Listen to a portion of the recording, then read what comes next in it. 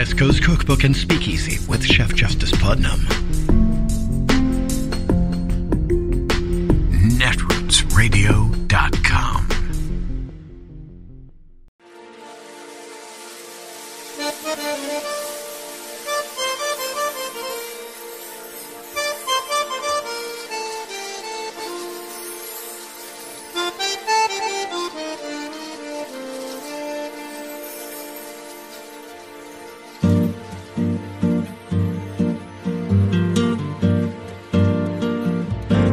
Je voudrais du soleil vert, des dentelles et des théières, des photos de bord de mer, dans mon jardin d'hiver. Je voudrais de la lumière, comme en Nouvelle-Angleterre. Je veux changer d'atmosphère, dans mon jardin d'hiver. Ma fleur sous la pluie de novembre, tes mains qui courent, je n'en peux plus de t'attendre. Les années passent, qu'il est loin, là je tombe.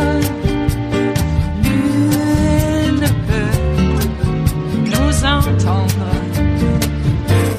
Je voudrais du Fred Astaire, revoir un latte. Now that Donald Trump and his supporters in the Republican Party all over the country have launched a continuing assault on democracy, the news media faces a challenge of how to report that story without appearing to simply be supporting one political party against another. Mark Jacob says the news media has been, quote, unintentionally complicit in the rise of fascism that threatens our democracy. Those are his words.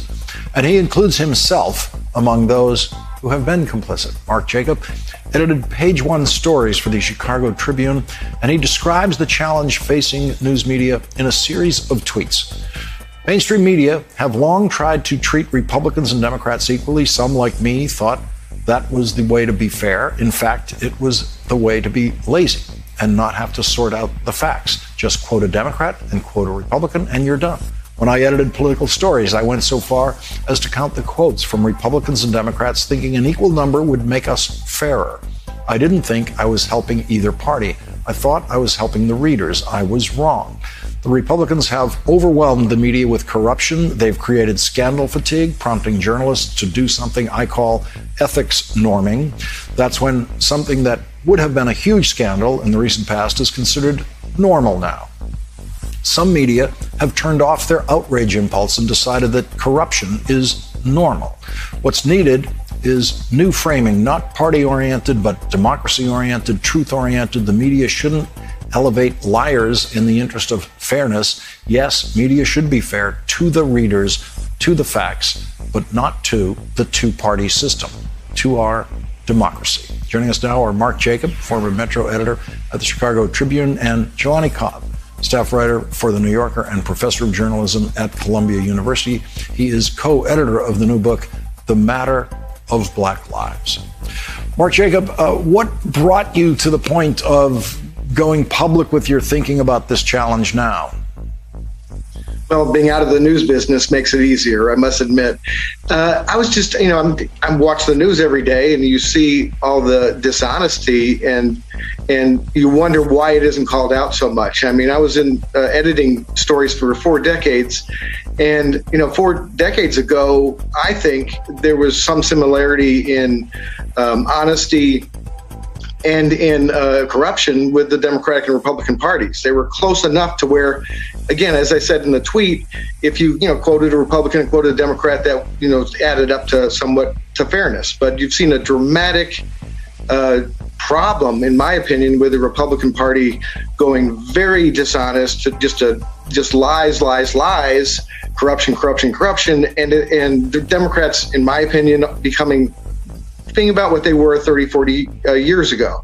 And so you have this gigantic imbalance in how these parties are behaving. And in fact, one of the parties isn't really behaving like a party, it's behaving more like a criminal enterprise, in my opinion. And so what does the news media do? The news media some of them don't do anything. They follow the same patterns they followed for 30, 40 years. And that's what I was calling out. Professor Cobb, is there a way to write a new set of rules that will work, or is this a dynamic challenge where the approach to it has to stay agile and change as the challenge changes?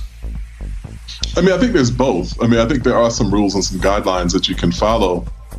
You know, the most fundamental of which is to not treat unequal things equally. You know, as Mark said.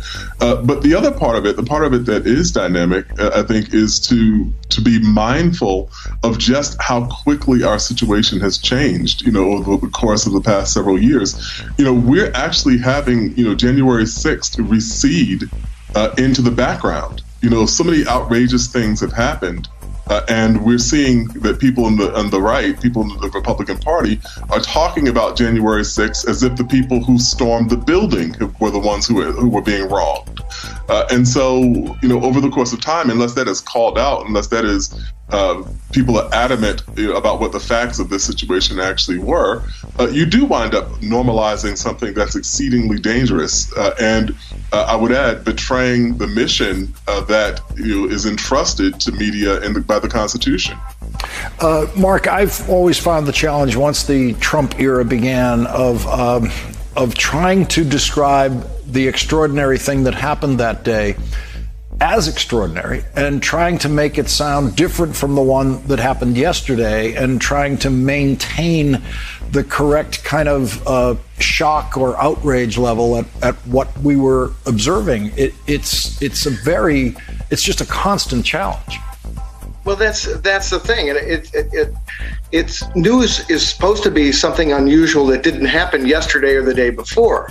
Yet this corruption that we're seeing, I mean, really big corruption, and just outrageous comments like calling the January 6th rioters tourists. That kind of just crazy behavior happens day after day after day. And there's just so much outrage you can do. And it's what I call scandal fatigue. And that's been a real problem, especially, I think, in TV media. And you see that. And it's a real challenge. The thing about, like, the January 6th Select Committee is, it's now been formed. And I was watching a TV news report. And at the end of it, the reporter, I think in an attempt to be fair, said, well, the Republicans say that this committee is just a partisan witch hunt. All right. So that was the Republican view. But in my opinion, that reporter didn't need to say that, because we know it's not true. We just know. We know that the Republicans attempted and succeeded in blocking a bipartisan commission that would have been bipartisan, would have been fair. And so they didn't want any kind of investigation. And so for them to now kind of dump on the idea that a select committee's been formed to try to find out why people tried to commit an insurrection against our democracy, it becomes, what I'm saying is that level of fairness is not fairness. It's actually helping the people who are trying to destroy our democracy. It is Friday, the 1st of October of 2021, and you are in West Coast Cookbook and Speakeasy. I am your chef de cuisine, Justice Putnam. Gunner, the English Bulldog, is our snoozing sous chef, and our daily special is Blue Moon Spirits Fridays, because we are all Nighthawks in the Diner of Life. Yeah, put that in your hopper. Okay. Hey, it's Friday, and the government's still working. They were able to pass a funding bill at the very last minute. Newt Gingrich. Why did we allow these bomb throwers to get away with what they've gotten away with all this time? And I mean a very long time. Newt Gingrich. I remember when the government shut down. I was actually around a bunch of government buildings in San Francisco at the very moment government shut down. Newt Gingrich and his gambit to, I don't know, stick it to the libs. Can you imagine having to take a history class from that guy? Boy, I don't know. I know the kind of classes he probably taught. Yep. The terrible North coming and invading our homes and hearth.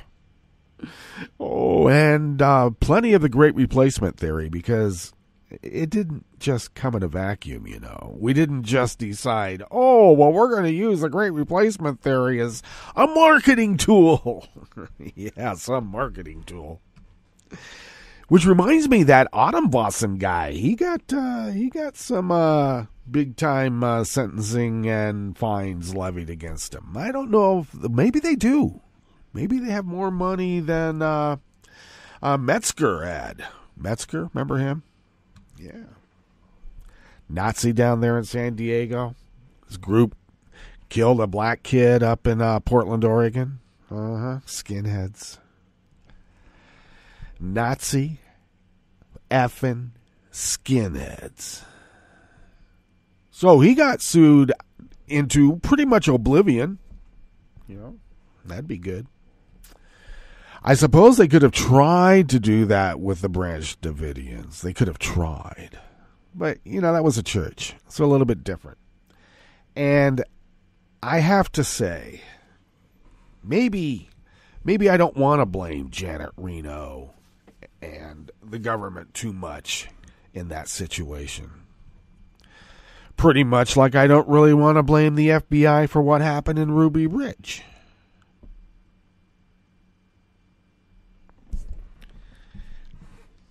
Maybe Wounded Knee in the FBI might have to be looked at a little bit more diligently than it has.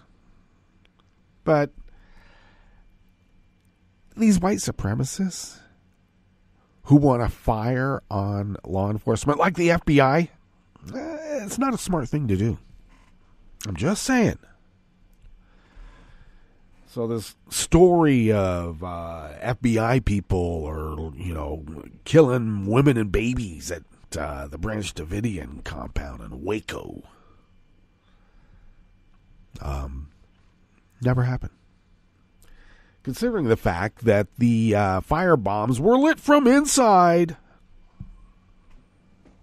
Just saying. You live in a death cult, that's probably how you're going to go. Mm-hmm. But I got to tell you, I think when push comes to shove at that moment, do you really want to have that kind of doubt? Because you're going to have it. Better be true to your convictions, as they say. Because, if there's any kind of consciousness, maybe there is in a finite little moment of time that in time seems like forever. You really want to live that hell? Well, apparently there's some that find glee in that. Otherwise, how else would we have balance in the universe between good and evil? Is there? Is there balance? I don't know. You look at the chaos of the universe, and I got to tell you, in our feeble little brains, it looks like a lot of chaos. There is order in that chaos, you know, sort of like when you look at the static on the TV. Remember those days? Used to stare in there and look for patterns. Were there patterns there? Yeah, it's chaos. And we're lucky to be alive in this, well, you know, relative paradise of, milk and honey. Running out, though. Running out of both milk and honey. Kill the bees. And, I don't know, the milk goes rancid after a while. All right, well, enough of that. We're at Friday, and the French 77s have been mixed, poured, and awaiting your imbibing pleasure in this virtual salon that we call West Coast Cookbook and Speakeasy. So, you want some news on the home front? Yes, you do. I, knock on wood, feel like I'm feeling better.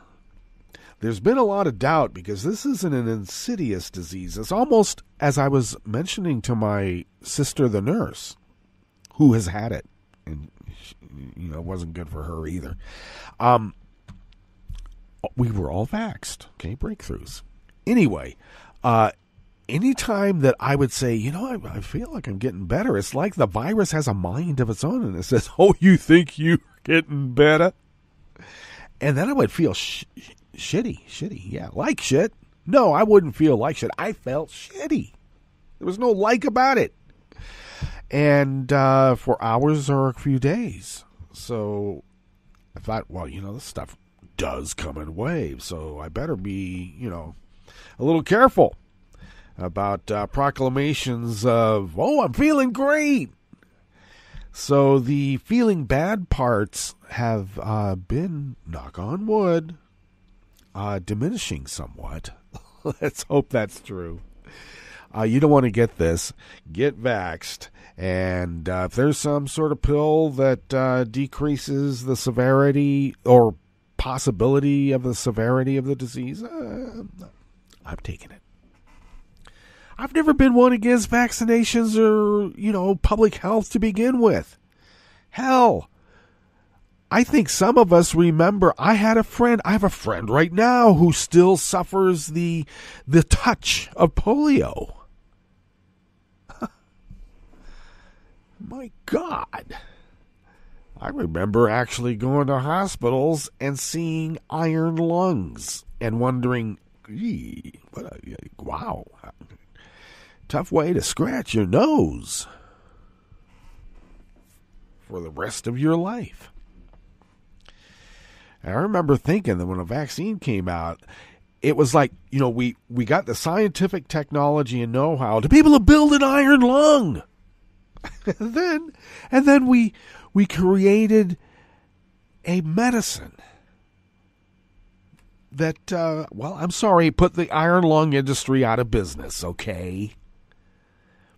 I think now certain elements of the political spectrum would be arguing, well, we can't stop the iron lung industry.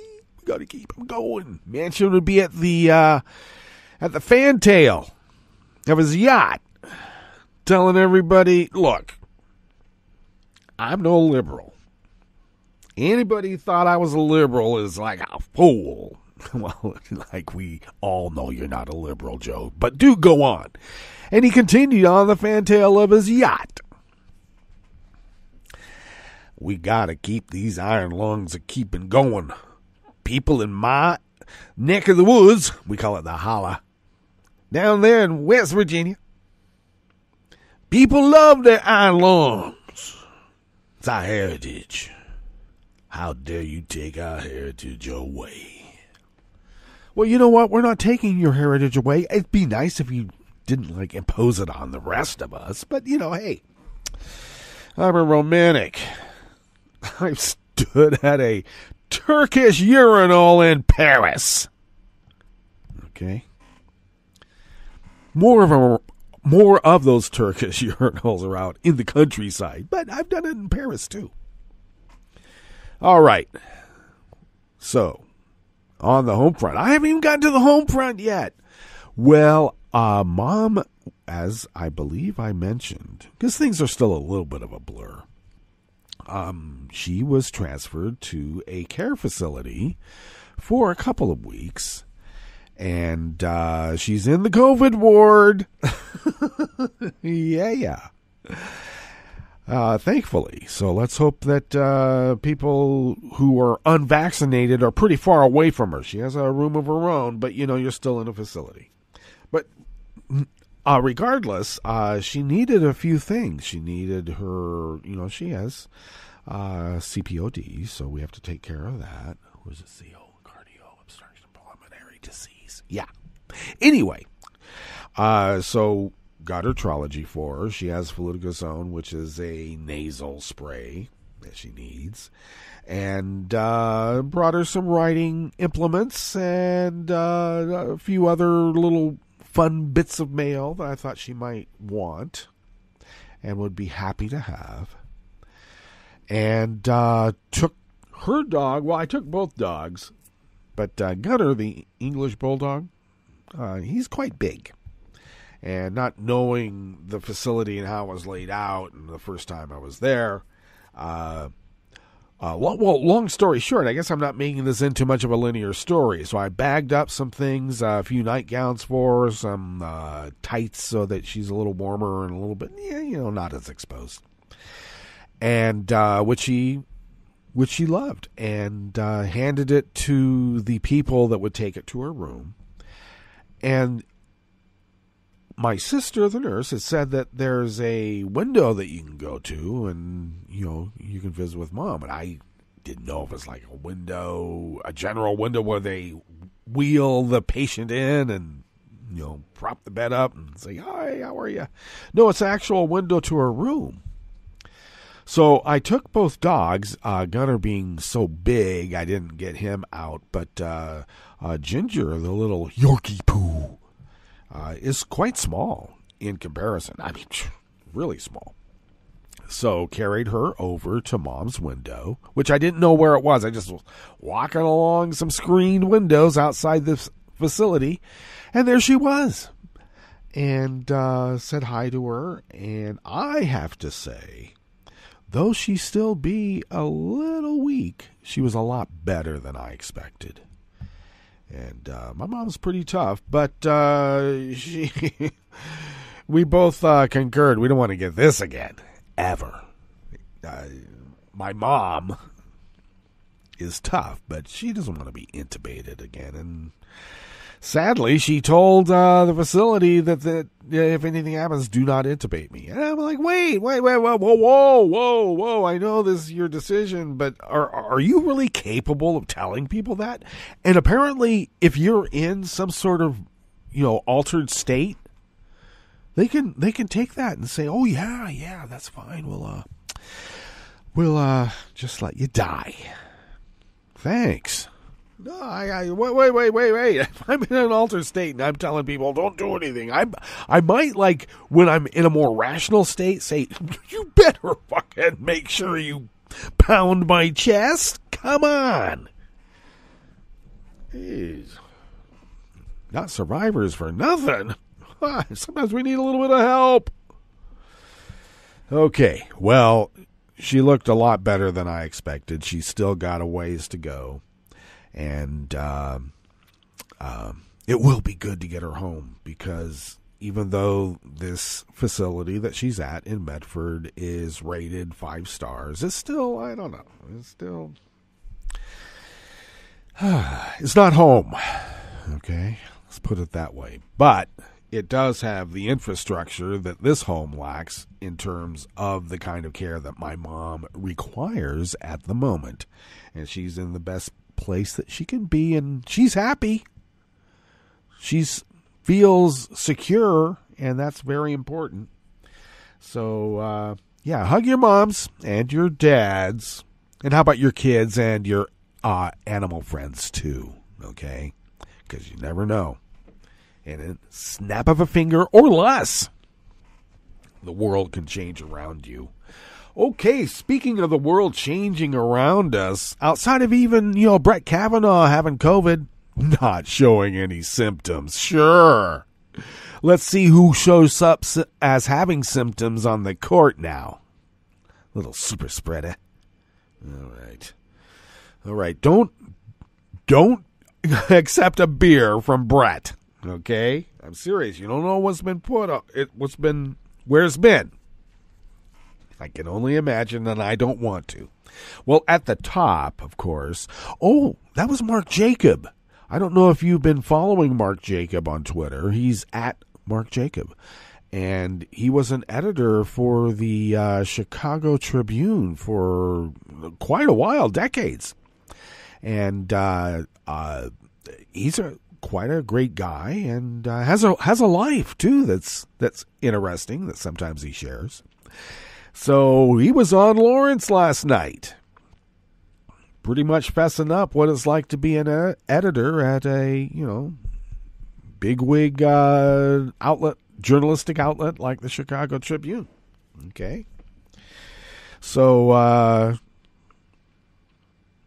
we are where we are because of, I guess, a kind of laziness. Guess it was. All right. Well, now we all know And we have a professional, once again, corroborating it, that the Dems and the Repugs cannot be covered the same because Republicans have overwhelmed the media with so much corruption. They have created scandal fatigue. And yes, that's sort of like the Gish Gallop strategy of Trump, you know? I mean, Kellyanne Conway out there violating the Hatch Act? That's nothing. This guy's been murdering people with bone saws. Okay, well, in that sense, just let the crimes continue, and they did, and they are. On the rest of the menu, House Republicans tried to block the IRS from catching wealthy tax cheats. And they're going to still try to do it, but right now they couldn't stop it. GOP lawmakers fight vaccine efforts with dubious natural immunity claims. Yeah, but you can still shed. I mean, this is sort of like what we have to be careful of now, right? Wear a mask. And Republican arch-conservative Star Chamber Justice Sam Alito argued the shadow docket is not some sinister act to destroy democracy in the dark, because they're doing it in the light of day. After the break, we move to the chef's table, where the European Rights Court ruled an activist deportation from Russia should be suspended. And the editor of a Russian news outlet that investigated the poisoning of Alexei Navalny said the authorities had declared him a wanted man. All that and more on West Coast Cookbook and Speakeasy. Bon appetit.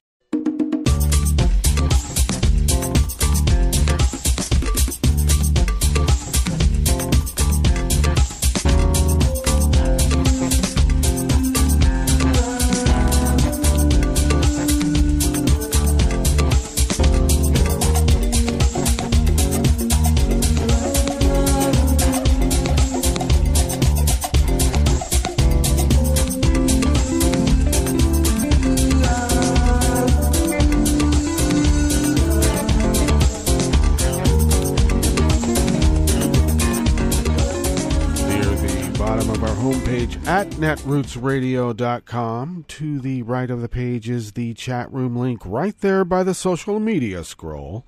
And the chat room is monitored by Kelly Lincoln. And just want to remind folks once again that Kelly will be manning the dials at the virtual Netroots Nation this year.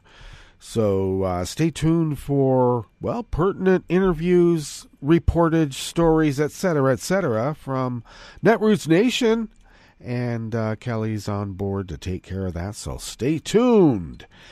If you would now look across the page, and well, near the bottom of our homepage at netrootsradio.com, there is the link to our Patreon page. And we have that there because we need money. Yeah, we can't afford to do it all by ourselves, though we scrape by. But we have a lot of help from you folks out there. And I got to make a plea for more of you because the bills keep going up. And even in times of woe. Anyway, we go, whoa, that went up again? Didn't they just raise that? Anyway, yes, we need a few more funds, and if you could afford an espresso type coffee drink, for instance, and send those funds our way, we will put that in the kitty. We pay our bills, we fly under the radar, and continue this, well, little powerhouse of resistance against hostile forces arrayed against democracy. All right? We won't let it happen. Not on our watch. But thank you for your generosity in allowing us to fulfill our civic duty as the founders originally intended. If you would like to follow Netroots Radio on Twitter, do so at Netroots Radio. Tom takes care of that. Thank you, Tom. Follow me on Twitter at Justice Putnam. I post the show notes and links diary on Daily Co's about 10 minutes before showtime, and then link that up on Twitter and other social media platforms. You know who they are. Follow the show on Twitter at Cookbook West, and please do pick up podcasts by way of Spreaker, Stitcher, TuneIn, YouTube, iTunes, all of them. Deezer. Okay. Let us tuck into this first offering. I should warn you, I have a little Yorkie poo that keeps making noises. She doesn't want to go outside to go to, a little bathroom ritual. No, she won't do that. She's decided she wants me to feed her by hand off a fork. Early in the morning? No way. I am sorry. I am busy. I don't adjust my time. They adjust theirs to mine. I am just a little, shall we say, singular in that idea. At least in this time frame. My God. Okay, Josh Israel of the American Independent brings us this first offering here in the Bistro Cafe of West Coast Cookbook and Speakeasy. House Republicans tried to block the IRS from creating new rules that would allow the agency to crack down on tax evasion. The GOP-led effort came during a debate on a bill to avert a catastrophic default on the national debt. You know that one.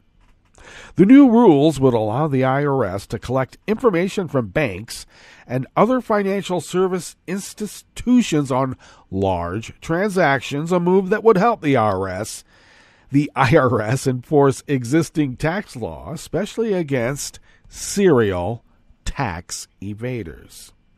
Republicans who nearly unanimously opposed the debt ceiling bill used a procedural motion to try to add language barring Treasury Department funds from being used to implement any new information reporting requirements on inflows or outflows of deposits and withdrawals in individual and business banking accounts and other financial accounts. This gambit, known as a motion to commit, failed 211 to 219 on a strict party line vote. They were upset about an effort by President Joe Biden's administration and congressional Democrats to enforce tax law, a move experts say could bring in more than $100 billion in revenue already owed under existing rules. Their plan involves investing more in IRS agents and collecting data from banks on account transactions of over $600. Wait a second. What? 10,000? That's not large. Okay, I don't know. Seems like they should be going after some rich guys. But anyway, the proposed rules would not actually change anything about the U.S. tax code. Such a move would require an act of Congress. Wow, that's not just hyperbole then. Rather, the rules are intended to increase transparency for wealthy Americans who, by playing a complex shell game, are able to hide millions of dollars in income from the Treasury Department to avoid paying their fair share in taxes. But House Republicans said such a move would amount to an unlawful invasion of privacy. And if there's one thing that the Republicans hate more, it's someone invading the privacy of their illegal gotten gains.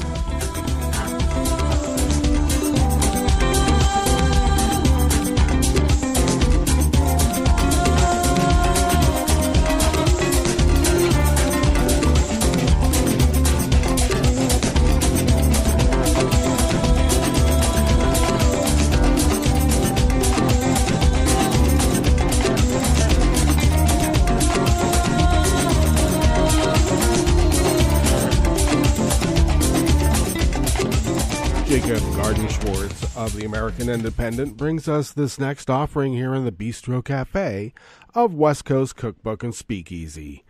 Senator Roger Marshall, a repug from Kansas, and 14 other members of the GOP Doctors Caucus sent a letter to the CDC's director, Dr. Rochelle Walensky, urging her agency to recognize natural immunity against COVID-19.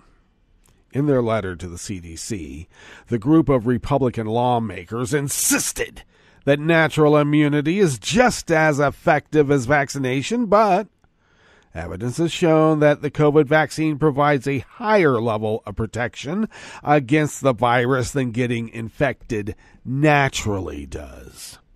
A recent CDC study found that Kentucky residents who are unvaccinated and contracted the virus were 2.34 times as likely to get reinfected compared to residents who were fully vaccinated. While we have always encouraged and supported COVID-19 vaccinations, never before has it been more important for the U.S. Centers for Disease Control and Prevention to recognize natural immunity, the lawmakers sniveled as they wrote. The letter continued. It may be the case that it's not medically necessary for an individual to receive a vaccination. It may also be the case that a sufficient level of protection may be produced from one dose. Several of the letter's claims are dubious at best and outright false at worst. The vast majority of medical experts recommend that everyone who is eligible should get vaccinated whether or not they previously contracted the virus. In their letter, the GOP lawmakers wrote that they were always encouraged and have supported COVID-19 vaccinations, but that's just not the case.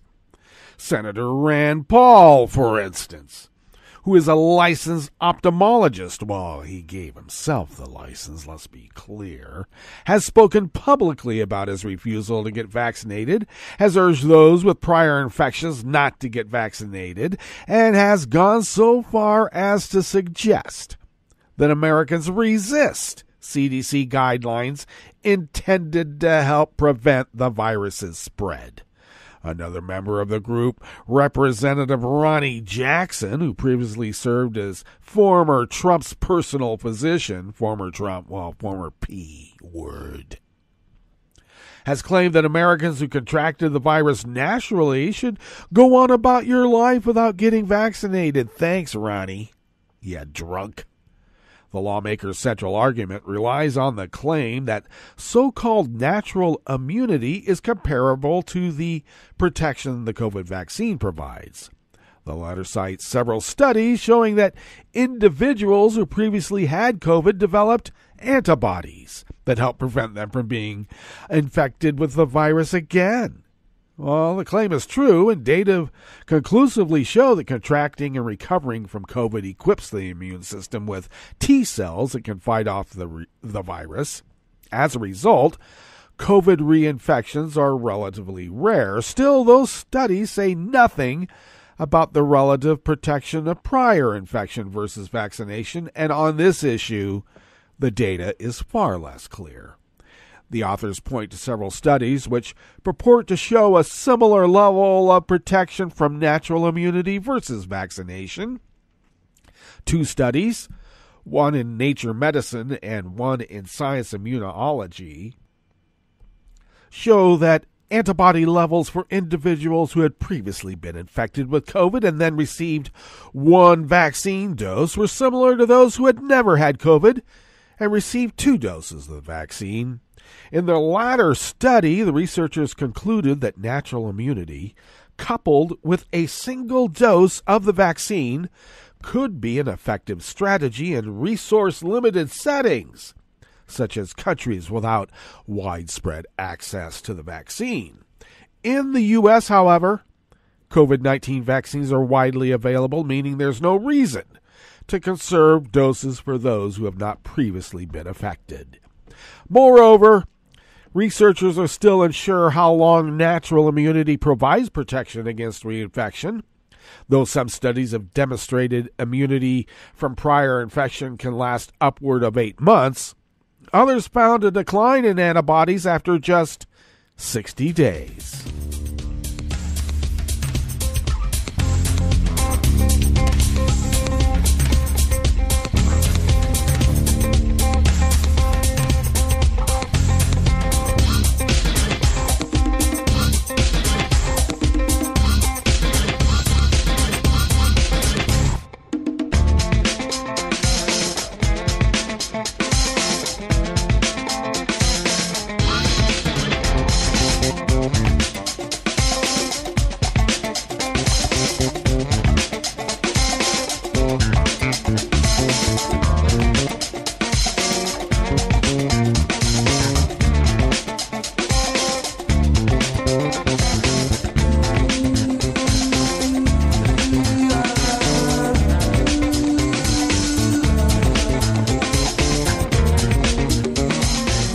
Tom Polensak of Reuters brings us this final offering here in the Bistro Cafe, part of West Coast Cookbook and Speakeasy Blue Moon Spirits Fridays, because we are all Nighthawks in the Diner of Life. Conservative Justice Samuel Alito defended the U.S. Supreme Court's increasing use of its emergency shadow docket to decide major political and social issues without public deliberation, saying the process has wrongly been portrayed by critics as sinister. Using this process, the court has ruled on major matters, including allowing a Texas law imposing a near-total ban on abortion, without the public oral arguments used in its customary consideration of cases.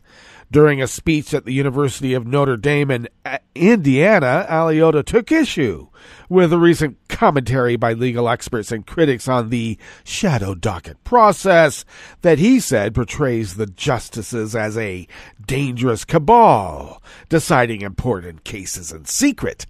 Well, that's exactly what you are. It is exactly what you're doing. Back to the story. This picture is very sinister and threatening, but it is also very misleading, said Alito, part of the court's 6-3 conservative majority.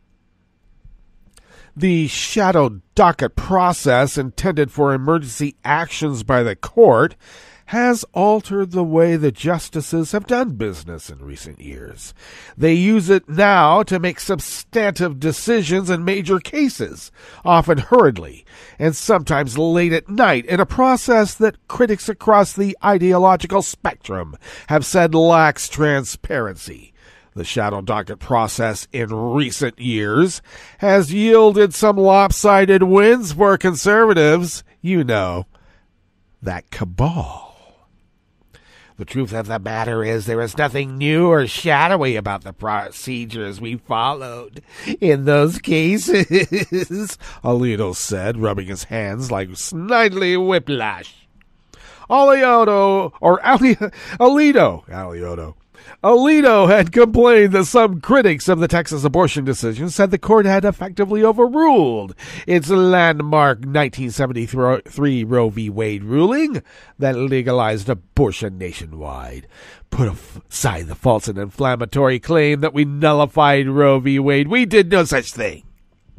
Yeah, what you did is you allowed armed vigilantes to terrorize the countryside, almost like they'd been deputized.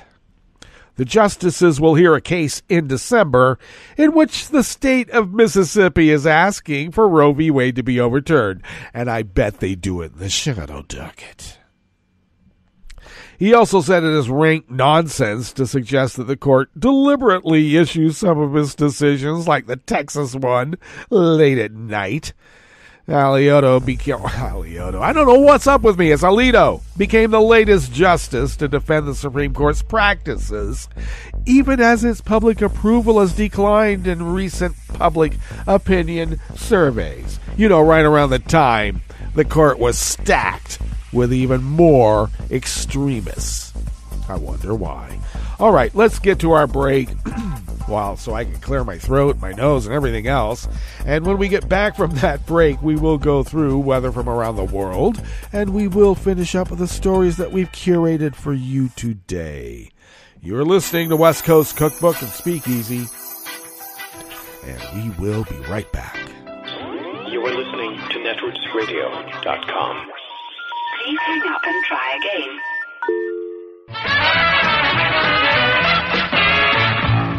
From a point at sea to the circles of your mind, a new force is at work for planetary transformation.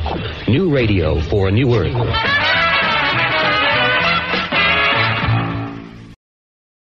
This is Take Two Movie Review. I'm Mike Friend. This week, A Man Without a Country. Blue Bayou is a timely movie that centers on little-known rules in U.S. immigration law that have resulted in several foreign-born adoptees being deported to their countries of origin, despite having little or no connections with those countries. Writer, director, and star Justin Chon was inspired by the real-life experiences of such adoptees and, in consultation with some of them, has made a film that feels both authentic and intimate. Chon plays Antonio, a young Louisiana man who discovers that his adoptive parents had never completed his citizenship paperwork. After 2 felony convictions and an encounter with his wife's former boyfriend, a cop, Antonio is faced with the very real possibility of deportation to South Korea. Antonio's wife, Kathy, played by Alicia Vikander doing a fine American accent, is determined not to have her family broken up, though there's little she or anyone can do to stop it. Shot on location in New Orleans, chosen by Chon as a symbol of resilience, this one's as much about second chances and love of family as it is about U.S. immigration. Perhaps Chon's best decision is to present Antonio as a flawed and thereby real character and not as some model citizen. Likewise, a minor character, a friend who works for ICE, isn't portrayed as evil or even as wanting Antonio deported. The villain here is the senseless bureaucracy with its inflexible and inhuman rules. Together, Chon and Vikander give amazing performances, as does fresh-faced Sidney Kowalski as the family's daughter Jessie, while they confront a system stacked against them. It's a lovely and powerful film that we all hope can make a difference. And yes, you'll hear a cover of Roy Orbison's Blue Bayou. This has been Take Two Movie Review. I'm Mike Friend. Catch up with us at take2moviereview.com and feed us back on our channel on YouTube.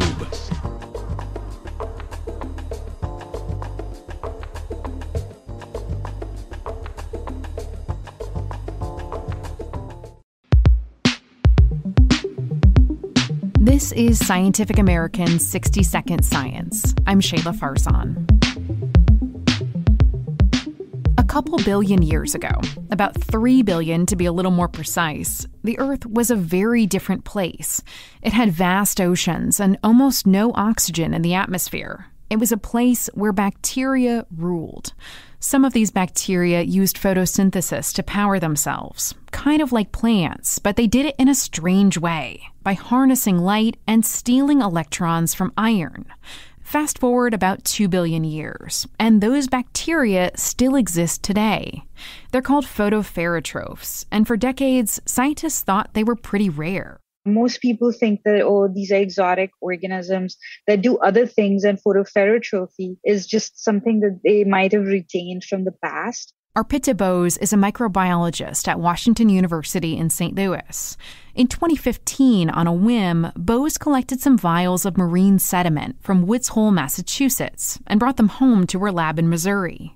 Her students slowly parsed out the individual strains of bacteria, and they started testing them one by one, trying to figure out if any of them still had that ancient metabolism. Bose still remembers the day 2 of her students came into her office with the results. They were like, they all do it. They all do photoferrotrophy. And I was like, what? No way. No way. I was kind of shocked. All 15 bacterial strains were photoferrotrophs. Maybe they started thinking this trait wasn't that rare after all. The study appears in the Multidisciplinary Journal of Microbial Ecology. A big reason why they care, beyond just basic scientific curiosity, is the fact that these microbes are vacuuming up carbon dioxide as they photosynthesize. If this is truly as common as our data suggests they are, it's possible that these organisms do make a massive contribution to carbon dioxide fixation as well. And that means preserving the wetlands and estuaries where these bacteria thrive could be an important component of combating climate change. Right now, those habitats are rapidly disappearing, says Michael Guzman, a microbiologist at Lawrence Livermore National Laboratory and one of the study co-authors. These environments are a hotbed for biological diversity. And so there's a lot of things happening in these environments that we still don't know about. So I think preserving these natural microbial communities is really important. For Scientific American's 60-Second Science, I'm Shayla Farzan. Hi, I'm Tom Hartman, and since you're listening to netrootsradio.com, show your progressive side and go to the donate button on the bottom of the homepage. It's progressives like you who power Netroots Radio and keep the progressive message beaming everywhere 24 hours a day. Just go to our donate button at the bottom of netrootsradio.com. Thank you for keeping Progressive Radio at full power.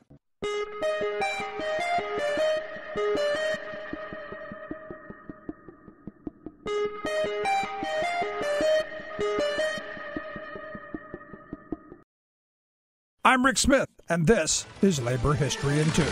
On this day in labor history, the year was 1851. That was the day that William Henry, a black cooper or barrel maker who went by the name of Jerry, was arrested in Syracuse, New York. He was first told that he was being arrested for theft, but then he learned that federal marshals had arrested him for violating the Fugitive Slave Act passed the year before. Jerry had escaped slavery in Missouri. The anti-slavery Liberty Party was holding its convention in a nearby church. When word came about Jerry's arrest, a crowd rushed to release him. Once released, he was quickly recaptured and returned to custody. But then a large crowd, numbering more than 2,000, gathered to free Jerry from the office where he was being held. According to research done by the Syracuse University Library, the first person into the office was J.M. Clapp, an ironworker likely chosen for his brawn. The crowd was able to free Jerry and hide him until he could escape into Canada. Clapp also had to flee to Canada to avoid arrest along with 8 others. 19 people were indicted for participating in the rescue. Only one person was ever convicted, and he died before he could appeal. In turn, the abolitionists won an indictment against the marshal who had arrested Jerry. They charged him with kidnapping. Although the marshal was acquitted, it gave the abolitionists a chance to publicly challenge the constitutionality of the Fugitive Slave Act. Each year until 1858, a Jerry Rescue celebration commemorated the event. Abolitionists referred to the, quote, Jerry level as a standard for justice. In 2001, a monument to the rescue was dedicated in Clinton Square in downtown Syracuse. Labor History in 2 brought to you by the Illinois Labor History Society and The Rick Smith Show. For more information, go to laborhistoryin2.com.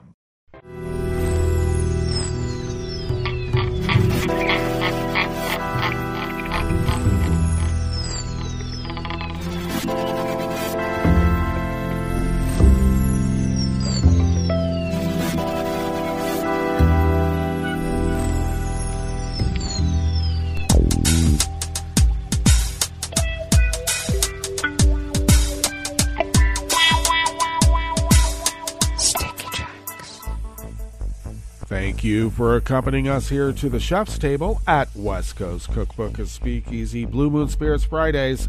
We always begin, whether from around the world, along the banks of the Rogue River and the Rogue River Valley of Southern Oregon on the west coast of the continental United States of America, where it is currently 55 degrees Fahrenheit, expecting a high of around 80 with partly cloudy skies most of the day, and winds will be light and variable. Mainly clear tonight with lows in the upper 40s, low 50s, winds light and variable, and then tomorrow we should see partly cloudy skies with highs in the low to mid 80s, winds remaining light and variable.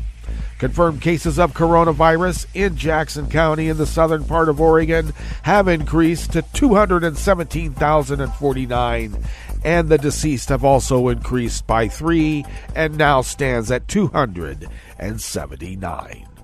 Ragweed pollen is rated as moderate right outside the window, and maybe that's what's causing me to seize up. We don't know. But the air quality index for the region is good at 23 parts per million, and that daytime UV index is moderate and ticked back up to 4. Barometric pressure is holding steady at 30.18 inches. Visibility is at 8 miles, and relative humidity is at 97%. Weather from around the world is brought to you by a crowd of crowdsourced weather stations that a crowd crowdsources from around the world. London is 62 and partly cloudy. Paris is 61 with rain. Rome is 82 degrees and fair. Kyiv is 57 and fair. Kabul is 71 degrees and partly cloudy. Hong Kong is 81 and fair. Tokyo is 66 and partly cloudy. Sydney, Australia is 60 degrees and clear. San Francisco, California is 58 degrees and partly cloudy, and New York, New York is 60 degrees Fahrenheit and sunny. And that is weather from around the world, brought to you by a crowd of crowdsourced weather stations that a crowd crowdsources from around the world.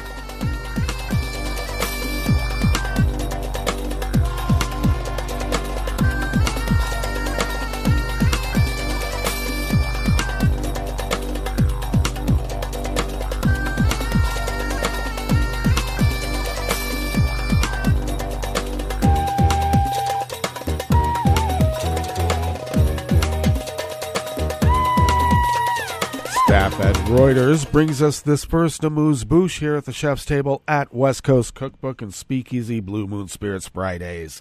The European Court of Human Rights has ruled the extradition from Russia to Uzbekistan of human rights activist Valentina Chupik should be suspended until at least October 17th, her lawyer said yesterday, Thursday.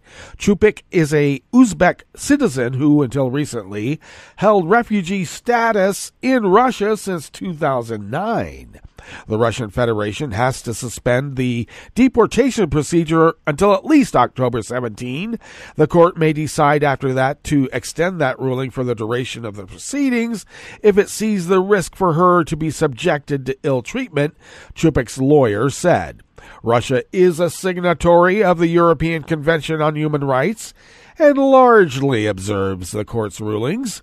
The country passed a law last year giving its national legislation precedence over international treaties and rulings from international bodies in cases when they conflict with the Russian Constitution. In February, it dismissed the court's call to free Kremlin critic Alexei Navalny.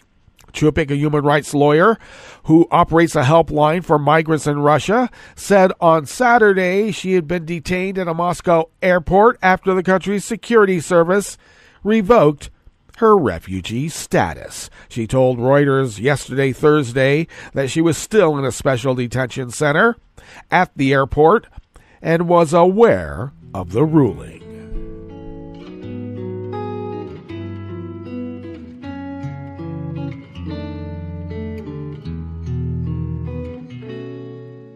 Je te donne ce mon amour pour la vie entière. La promesse de me trouver à tes genoux. Aussitôt que tu m'appelles, rester toujours fidèle. C'est tout, c'est tout. Je te donne tous mes printemps, mes étés de mer. Mes automnes, quand les feuilles tombent partout. Si ce n'est pas une bonne affaire, je te donne tous mes hivers. Anton Zverev and Tom Balmforth of Reuters brings us this final amuse-bouche here at the Chef's Table at West Coast Cookbook and Speakeasy. The editor of a Russian news outlet that angered the Kremlin with its investigations, including into the poisoning of opposition politician Alexei Navalny, said authorities had declared him a wanted man. Roman Dobrobatov, editor-in-chief of The Insider, told Reuters the authorities had accused him of illegally crossing the border to leave Russia. He said he was currently outside Russia and did not want to disclose his location, and he did not say how he had left Russia. The Federal Security Service, the successor agency to the Soviet KGB, said he had illegally crossed the border into Ukraine on the night of July 31st on foot with the help of other unnamed individuals. The FSB will seek his arrest and prosecution, it said in a statement. Media outlets and journalists critical of the authorities faced mounting pressure before the parliamentary election this month and the campaign against people the authorities deemed threats to political stability shows no signs of letting up. That's Putin for you. All right, that brings us to the end of our broadcast period for the day and the week. But you do know we'll meet up on Monday for River City Hash Mondays. So do stay tuned to Netroots Radio all day and all night for all the breaking news as it breaks. And we will meet up here on Monday, right here in West Coast Cookbook and Speakeasy. Bon appetit.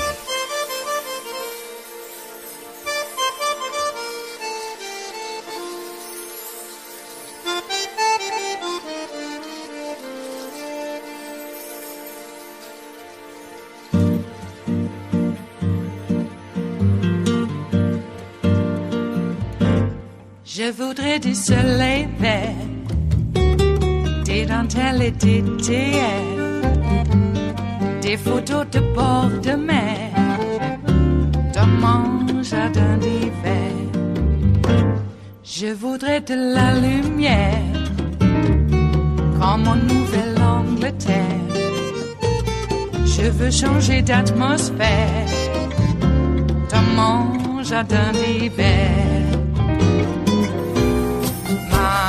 Robe à fleurs, sous la pluie de novembre, tes mains qui courent, je n'en peux plus de t'attendre.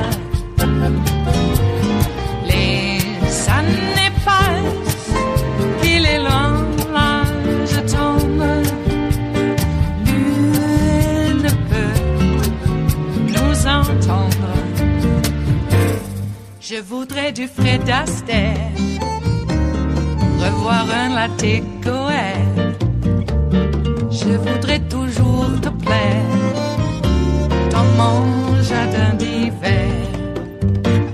Je veux déjeuner par terre, comme au long de golfe clair, t'embrasser les yeux ouverts dans mon jardin d'hiver.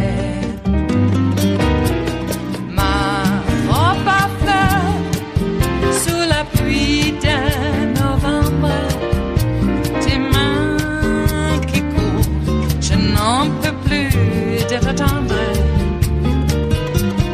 Les années passent, il est loin, là je tombe. Nul ne peut nous entendre. Ba-da-da-dum-di-da-dum. Ba-da-da-dum-di-da-dum. Ba-da-da-dum-di-da-dum. Dans mon jardin d'hiver. Ba-da-da-dum-di-da-dum.